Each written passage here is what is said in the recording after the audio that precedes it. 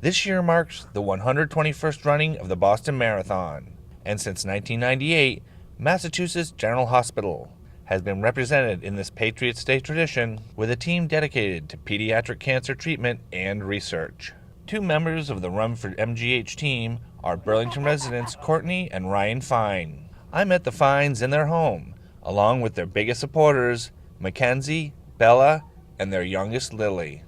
It was the first year when Lily was a baby. We had a doctor's appointment. It was actually on Marathon Monday, and I remember walking through the lobby and seeing posters of several of the Mass General runners and their patient partners, which is part of the program, and it just inspired me. Training for the Boston Marathon with a lively family is no easy task. It's tough, it's time consuming, it's a commitment.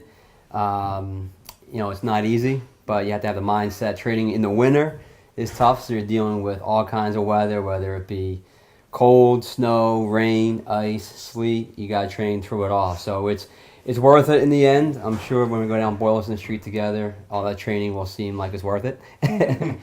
In Boston, I met with the captain of the Run for MGH team, Dr. Howard Weinstein, Chief of Pediatric Hematology Oncology at Massachusetts General Hospital for Children, where the hallways are literally adorned with the cause.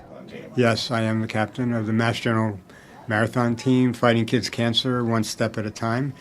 And we began that team actually 20 years ago, in 1998.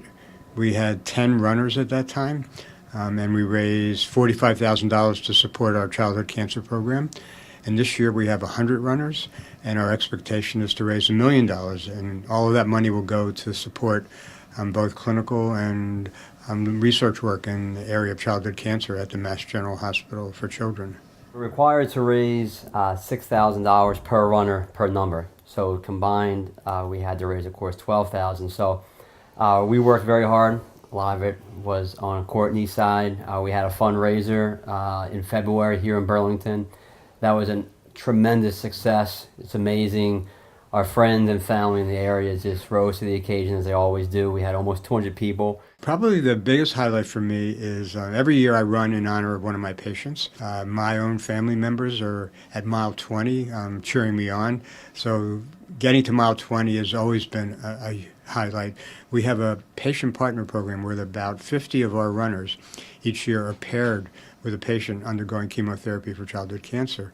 And the families and the kids are also all at mile 20. And I know many of the patients because this is where I work on a day-to-day basis. And so this is a really exciting moment to hit mile 20. At that point to see really what you're running for and what you can really do to help the cause. And once you get to mile 20, at least for myself, I know I'm going to get to Boston without any problem. The inspiration is really, truly remarkable. And we have a patient partner that we're running for, so we will see her as well as our 3 girls right before we hit the last hill. And that's one of the highlights for me every year. Our marathon runners are an incredibly diverse group.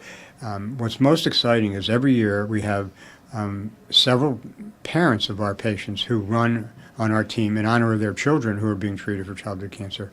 And what's even more exciting, we've had our survivors of childhood cancer who are now young adults run on our team. And about 3 years ago, 6 of our 100 runners were young adults who had survived childhood cancer. What could be more inspiring than to see someone who's now 10, 15, 20 years since being treated for childhood cancer running the marathon to support a childhood cancer program where they were treated. So that's really pretty unbelievable.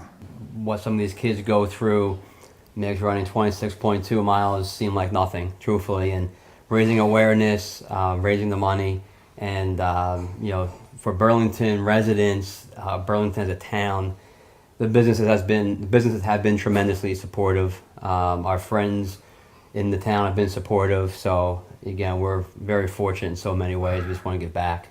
There's nothing like turning the corner onto Boylston Street and seeing the flags, the finish line.